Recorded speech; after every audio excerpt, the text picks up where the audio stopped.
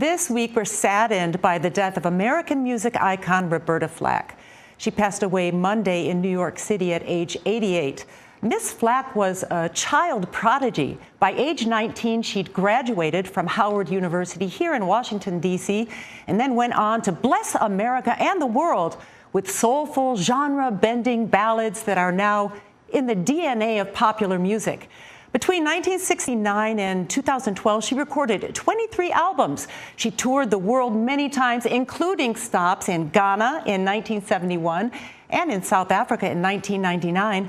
She won multiple major music awards, the last one being in 2020, where she was honored the Grammy Lifetime Achievement Award. It just so happens that she went to Howard University.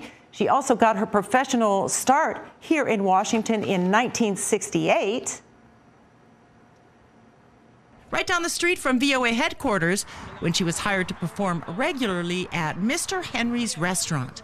If you can believe it, that restaurant is still open today, and live jazz continues to live and breathe and evolve. Every Wednesday night, in fact, the Capitol Hill Jazz Jam sessions happen, where the memory and spirit of Roberta Flack have never really faded.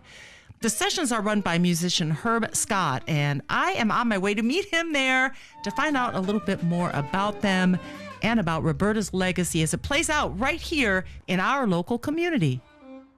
I am from Washington, D.C., and I learned the saxophone at an after-school program called the Sitar Center for the Arts.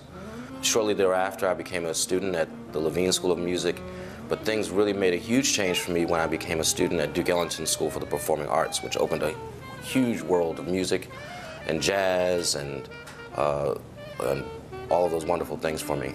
Upon my senior year at Michigan State, the trumpeter Wynton Marsalis came to do a performance with the orchestra. And during a Q&A, I asked him, where do you think I should go when I finish college? Should I go to Europe? Should I go to Tokyo? Should I go to New York?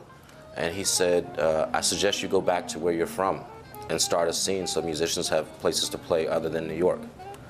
And it was a profound statement, which I didn't really know what that meant or how to affect that. But I came back to DC with a renewed feeling that, okay, I need to figure out a way to pull my community together through jazz, through music, through art. And shortly thereafter, maybe about 10 years, maybe 5 or 10 years after coming back, I was able to start this jam session over here at Mr. Henry's. I didn't have a personal relationship with Roberta, unfortunately. The closest I probably got to Roberta was the 2 times that she stopped here at Mr. Henry's. I wasn't here though, so that was the only thing. She stopped in once before COVID, and then another time during COVID, where she spent more time hanging out with the staff and taking pictures and whatnot and checking out the space. But that was a missed opportunity on my part, so it's just been a musical relationship. I don't typically have a vocalist with me at the jam always, but tonight I invited vocalist Aquia Ulrich to kind of step in as our Roberta, and we're going to perform a few of her tunes, and that's just to kick off. I mean, she just passed so recently, I wanted to make sure we got right in there. Next Friday, we'll have an official Roberta Flack tribute concert, March 7th, at Mr. Henry's restaurant, featuring myself and vocalist Imani Grace Cooper. And we'll play more of her songbook then. Strumming my pain with his fingers, singing my life with his words. Don't be scared to harmonize.